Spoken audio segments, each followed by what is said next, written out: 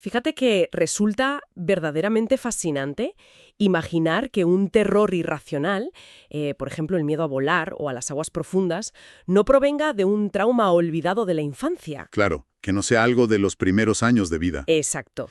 Sino de un archivo oculto en la mente que lleva ahí, digamos, 200 años. Sí, suena totalmente a un guión de ciencia ficción pura, la verdad. Totalmente. Sin embargo, esa es la premisa central de los textos médicos y psiquiátricos de Brian Weiss, que centran nuestra exploración de hoy. Y son unos documentos que proponen algo que rompe por completo el esquema de la psicología tradicional. O sea, plantean que la mente humana funciona literalmente como un ordenador con un disco duro de capacidad incalculable. Así es una analogía muy precisa. Entonces, la rutina, el trabajo, la identidad que vemos en el espejo cada mañana, pues todo eso sería solo el sistema operativo visible en la pantalla. Eso es. Y lo verdaderamente interesante ocurre cuando analizamos las carpetas ocultas de ese sistema, porque, según esta documentación clínica, ahí abajo residen archivos masivos de incontables vidas o experiencias anteriores. Bases de datos enteras, ¿verdad? Sí, bases de datos llenas de relaciones, de miedos y de lecciones aprendidas. Y la clave, lo que lo cambia todo, es que esos archivos no están ahí acumulando polvo virtual. Que va, siguen ejecutándose en segundo plano. Completamente activos. Condicionan de manera silenciosa las reacciones diarias, las afinidades con ciertas personas y los bloqueos emocionales más inexplicables que podamos tener. Y claro, para quien busca aprender sobre el funcionamiento de la mente, hay que poner todo esto en contexto. Porque, a ver, no estamos hablando de las reflexiones de un místico sentado en una montaña. No, para nada. Hablamos de un psiquiatra clínico. Alguien que sobre el papel debería ser el mayor defensor del enfoque químico y biológico tradicional. O sea, lo opuesto a este tipo de teorías. Pues es que ese es precisamente el pilar que le da un peso enorme a todo el material.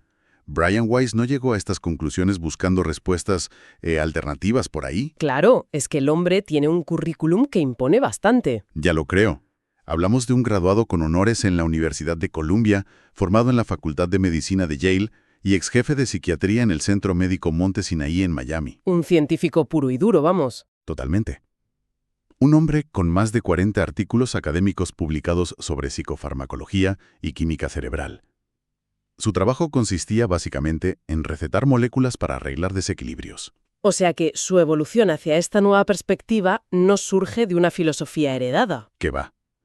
Surge de la pura frustración empírica al ver que sus pacientes con fobias severas no mejoraban con la terapia convencional, por muchos fármacos que usara. Vale, entiendo el punto de partida clínico. Pero a ver, siendo realistas, si tenemos a un académico tan rígido, a un jefe de psiquiatría de Miami acostumbrado al método científico estricto, pues ¿qué tuvo que presenciar exactamente en su consulta para tirar por la borda toda su formación académica previa y abrazar una idea tan radical? Pues el punto de quiebre fue descubrir que la memoria no obedece a un modelo lineal.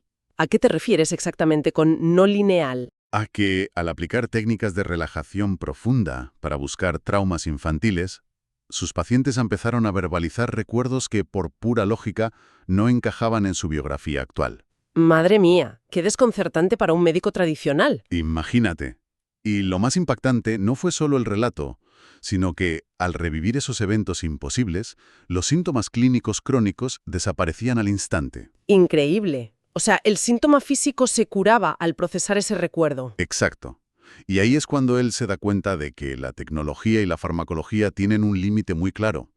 Por sí solas, no pueden curar el origen real del sufrimiento humano. Necesitan algo más profundo. Necesitan integrarse con una fuerza fundamental que, en los textos, se define repetidamente como la energía del amor. Y aquí es donde el texto propone un giro mental bastante complejo, porque no describe el amor de una forma romántica.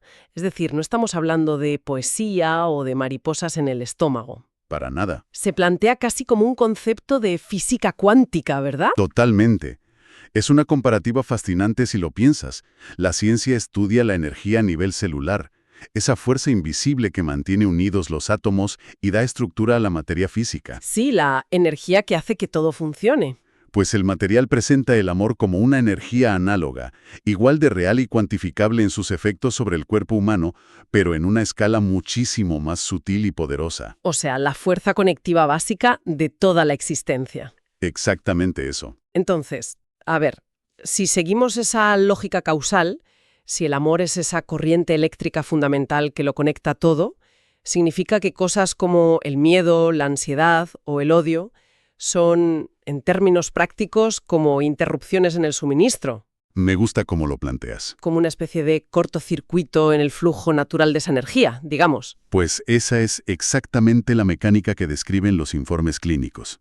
El miedo se diagnostica como una ilusión fabricada, un malware, por seguir con la analogía del ordenador que decíamos antes. Un virus que nos instalan. Tal cual. Nacemos recordando intuitivamente nuestra conexión natural, pero la estructura social comienza inmediatamente a programar la mente con miedos artificiales. Miedos, inseguridades crónicas, la necesidad de competir ferozmente con el de al lado. Sí, todo ese ruido. Pero cuando un individuo comprende, a través de estas terapias, que su conciencia no está limitada por el cuerpo físico, el miedo pierde su poder paralizante de golpe. Ese cortocircuito se repara. Claro. Exacto. Y esto tiene una aplicación clínica inmediata. Al restablecer ese flujo, se reduce drásticamente el estrés mental crónico. Y hoy sabemos perfectamente que ese estrés es la causa de una infinidad de patologías físicas reales y medibles. Vale, la teoría energética tiene mucho sentido, la verdad.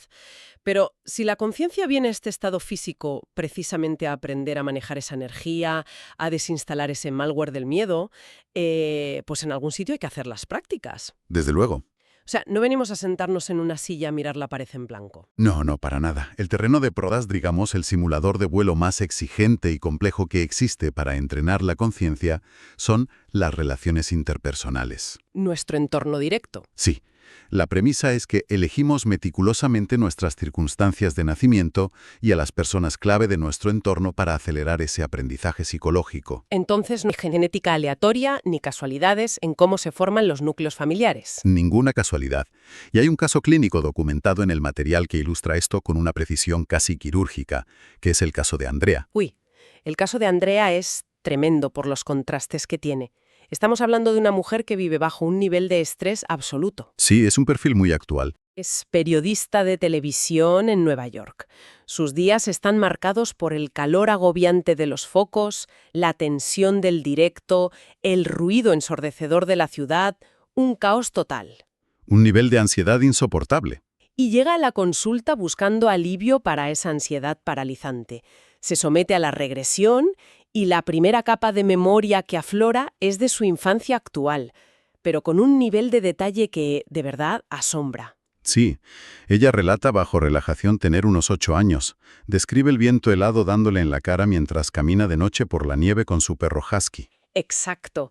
Y menciona a su padre caminando con ella, detallando hasta el último hilo de su ropa. Recuerda la chaqueta perfectamente, ¿verdad? Sí, recuerda que el padre llevaba una parca roja muy específica con un ribete de lana blanca en la capucha.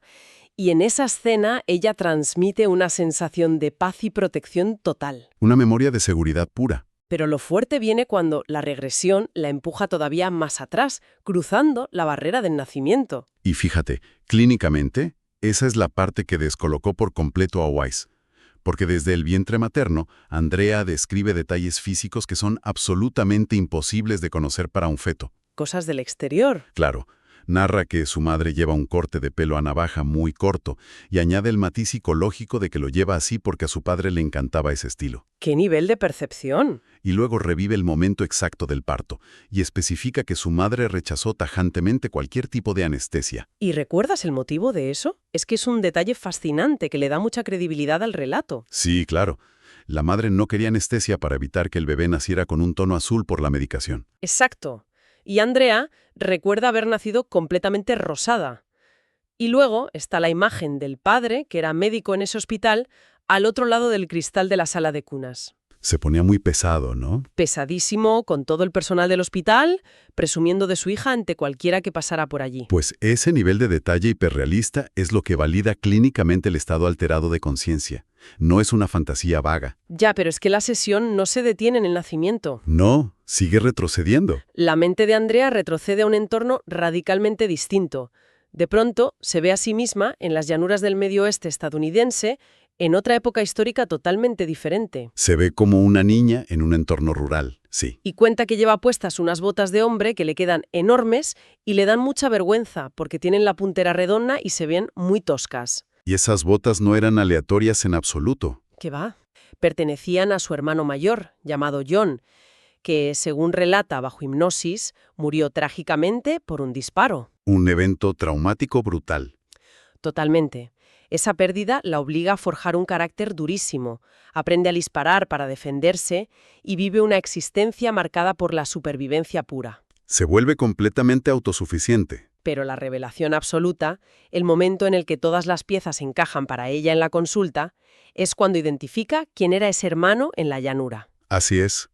En medio del trance, Andrea procesa la información y se da cuenta, con una certeza emocional demoledora, de que ese hermano que perdió en el pasado es exactamente la misma conciencia que hoy encarna su actual hermano John, en su ajetreada vida en Nueva York. A ver, es asombroso pensar en esto.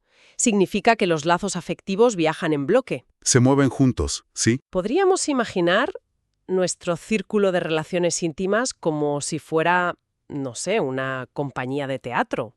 Qué buena comparación. Es decir, los actores cambian de vestuario, cambian de época histórica, el guión se reescribe entero para plantear nuevos conflictos, pero el elenco principal sigue siendo exactamente el mismo. Se van turnando los papeles para ensayar diferentes lecciones emocionales. Es una analogía brillantísima, la verdad, porque refleja perfectamente la dinámica que muestran los pacientes. Y hay que recalcar el tremendo poder terapéutico que tiene acceder a esta información. Claro, no es un simple dato curioso. No es solo curiosidad histórica en absoluto. Cuando una persona comprende, a través de la propia experiencia visceral, que el vínculo con sus seres queridos no se destruye con la muerte física, el miedo a la pérdida se disuelve. Se desactiva ese terror profundo. La ansiedad crónica que dominaba su vida presente se desmorona por completo, sin necesidad de fármacos. Vale, de acuerdo. Vemos cómo la conciencia viaja de un lado a otro, cambiando de escenario y manteniendo a los actores, pero lógicamente surge una duda operativa en todo este proceso. A ver, cuéntame. ¿Qué pasa en el interludio? Es decir, si se termina una obra de teatro y todavía no ha empezado la siguiente, ¿cómo procesa la conciencia toda esa brutalidad de información para elegir cuál será la próxima lección? Porque tiene que haber una pausa, un análisis. Pues los textos clínicos denominan a esa fase el estado de renovación. Se describe en las regresiones como un plano intermedio, completamente desprovisto de dolor o de limitaciones físicas. Un espacio de transición pura. Eso es un espacio de análisis puro donde la conciencia revisa exhaustivamente cada acción de la vida que acaba de terminar, pero sin juicios de valor ni castigos, simplemente para preparar las lecciones de empatía que aún le faltan por integrar. Y el material nos ofrece un ejemplo visual muy claro de esta fase a través del caso de Arthur, que es interesantísimo. Sí, la sesión de Arthur es increíblemente descriptiva. Él relata que, en un estado meditativo muy profundo, siente que es succionado por una especie de tornado energético hacia una dimensión distinta. Un cambio de plano muy brusco. Al llegar, cuenta que es recibido por entidades de gran sabiduría, seres que no tienen una forma física concreta, sino que son pura conciencia, pura energía. Entidades sin cuerpo físico, sí. Y lo que más le impacta, y creo que es un punto vital, es que no emiten ninguna clase de condena. No están ahí para regañarle, están ahí exclusivamente para guiarle. Exactamente. En ese estado de renovación, estas entidades acompañan a Arthur a hacer su revisión de vida de forma objetiva. Y le hacen una sola pregunta clave. Le preguntan cuál ha sido la lección fundamental que se lleva de esa existencia. ¡Qué pregunta más profunda! Muchísimo. Y Arthur revisa sus memorias y comprende que su éxito no tuvo nada que ver con grandes logros sociales o reconocimientos públicos. Su verdadera lección fue descubrir que la satisfacción máxima residía en el simple acto de dar amor. Dar amor sin pedir nada a cambio. Eso es. Sin necesitar una existencia que la sociedad etiquetara como importante o prestigiosa, que es lo que solemos buscar obsesivamente. Y es ahí, justo en ese punto de lucidez de Arthur, donde ocurre, para mí, uno de los diálogos más rompedores de toda la documentación. El momento de la paradoja, sí. Arthur, que lógicamente sigue atrapado en nuestra forma humana de clasificarlo todo, les pregunta a estas entidades de sabiduría si su nieta actual es la misma conciencia que fue su madre en el pasado. Intenta encajar las piezas con lógica humana. Claro, y la respuesta que le dan desmonta por completo nuestras estructuras mentales. Totalmente. Le responden con otra pregunta para hacerle pensar. Le dicen, oye, ¿amabas a tu madre? ¿Y amas a tu nieta hoy en día? Y Arthur contesta que sí a ambas cosas, con total rotundidad. Claro. Y entonces las entidades le lanzan una revelación que dinamita todas nuestras clasificaciones. Le dicen, entonces, ¿qué importa si tu nieta fue tu madre? El amor es el amor. Fíjate que esa frase tiene muchísimo peso. Es espectacular por su simplicidad. Refleja perfectamente cómo los seres humanos estamos obsesionados con las jerarquías y las etiquetas. Necesitamos aferrarnos a quién es el padre, quién es la hija, quién tiene el deber de proteger a quién, Nos perdemos en los títulos sociales. cuando en realidad, si aplicamos esta visión tan amplia, solo somos chispas de conciencia idénticas que, bueno, simplemente se van turnando, vida tras vida, para cuidarse mutuamente desde diferentes ángulos. Unas veces te cuido yo, otras veces me cuidas tú. Exactamente. La forma biológica y las etiquetas relacionales carecen de sentido desde un nivel superior de conciencia. Lo único que realmente cuenta, lo que define el grado de evolución, es el nivel de generosidad y comprensión que se ha alcanzado. Las acciones reales. Sí, no hay títulos universitarios, no hay cargos directivos, no hay posesiones materiales que valgan en ese estado de renovación. Pero fíjate, aquí es donde yo creo que necesitamos conectar todo este viaje dimensional con el asfalto, con la vida real. Aterrizar los conceptos. Eso es, porque la teoría de los planos superiores, el estado de renovación y los viajes de la conciencia, pues suenan increíblemente reveladores en la comodidad de una consulta clínica o leyendo un libro en el sofá. Desde luego, en la teoría todo encaja muy bien. Pero, siendo muy pragmáticos, ¿de qué sirve saber todo esto un martes a las 8 de la mañana cuando te ves atrapado en un atasco tremendo en la M30 o cuando un compañero de trabajo te está gritando injustamente en la oficina? Esa es la pregunta crítica de todo este análisis. Porque retirarse a meditar a una montaña aislada, sin ruidos ni fricciones con otras personas, es relativamente sencillo, no tiene mucho mérito. No hay retos ahí. Exacto. Los textos establecen que la verdadera prueba de campo, el laboratorio real, es nuestra rutina diaria. El reto monumental es lograr mantener la empatía y la estabilidad energética mientras se lidia con conflictos, con gritos y con el caos general de la sociedad moderna. Claro, el material hace mucho hincapié en lo que llaman la economía de la energía. Sí, ¿cómo la gastamos? Plantea que la rabia visceral, la violencia o el simple hecho de mantener un resentimiento crónico hacia alguien no son solo actitudes perjudiciales a nivel social, sino que son derroches masivos de energía vital. Fugas de energía pura. Es pura ignorancia de esa interconexión fundamental que comentábamos al principio. O sea, aferrarse al rencor para castigar a otro ser humano es literalmente envenenar tu propio sistema operativo. Precisamente por eso se introduce el mecanismo de la redención psicológica a través del perdón genuino. Pero no como algo moral, ¿verdad? No como un acto de superioridad moral donde yo te perdono porque soy mejor que tú, sino como una pura necesidad de higiene mental. Para limpiarse uno mismo. Eso es. Al perdonar y soltar ese rencor acumulado, se disuelven las barreras defensivas y se recupera de forma inmediata la energía perdida. Y ojo, no se requiere ser un líder mundial o cambiar el sistema económico entero para aplicar esto. No hace falta hacer cosas grandilocuentes. ¿Qué va? La evolución se produce mediante actos minúsculos de empatía en el día a día. Se trata de enseñar con el ejemplo constante que la cooperación es infinitamente más útil que la competencia salvaje. Y de tratar a cualquier persona con una dignidad innegociable, independientemente de la situación. Así es. Esa es la herramienta clínica real para alterar la realidad colectiva y salir del miedo. Vale, entiendo perfectamente el concepto del perdón y la empatía como una higiene mental necesaria. Pero permíteme hacer de abogado del diablo por un momento. Claro, adelante. La teoría es impecable, ¿eh? Eso de no tengas miedo y ama a todo el mundo suena muy bien. Pero si alguien te ataca de frente, te insulta o intenta aprovecharse de ti descaradamente, el instinto puramente biológico te exige defenderte. Claro, es un mecanismo de supervivencia. Es un reflejo automático que todos tenemos. Entonces, ¿Cómo proponen exactamente estos textos frenar ese piloto automático sin convertirte en alguien pasivo que simplemente se deja pisotear por los demás? Es una duda muy lógica.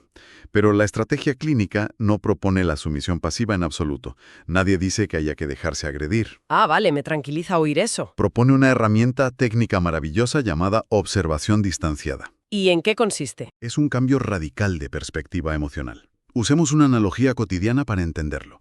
Imaginemos a un niño pequeño, un niño que está agotado, superado por el sueño, y te da una patada en medio de un ataque de rabieta monumental.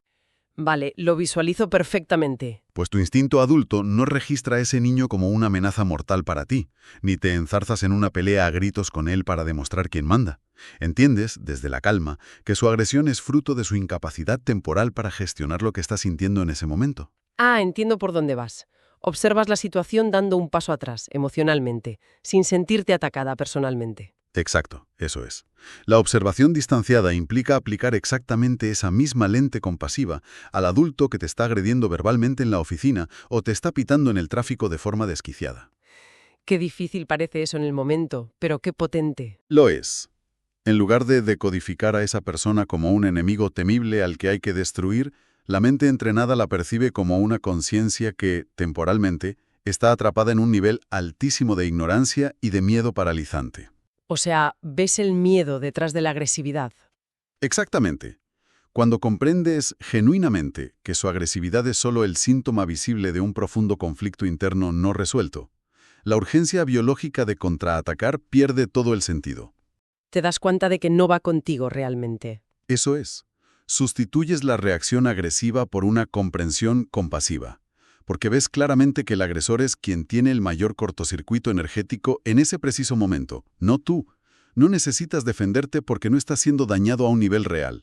Fíjate cómo cambia la perspectiva. Cambia todo. Y de hecho, si sintetizamos toda esta evidencia, los casos clínicos de regresión y los patrones psicológicos que hemos analizado, llegamos a una conclusión que redefine por completo nuestra identidad fundamental. ¿El mensaje central de toda esa documentación? Sí, la tesis final es clara y contundente. No somos entidades físicas biológicas que, de vez en cuando, logran tener pensamientos profundos. Somos algo mucho más amplio. Somos conciencias atemporales, si se informa, que están atravesando una experiencia física muy breve y muy específica en la Tierra. Eventualmente todo lo que acumulamos frenéticamente en el exterior se desvanece por completo. El dinero, el estatus, los objetos. Todo. Lo único que trasciende, lo único que realmente nos llevamos con nosotros cuando termina la obra de teatro, es el aprendizaje emocional integrado y la solidez de los vínculos afectivos que hemos ido forjando con los demás a través del tiempo. Pues para cualquiera que analice esto con atención, la reflexión final es inevitable.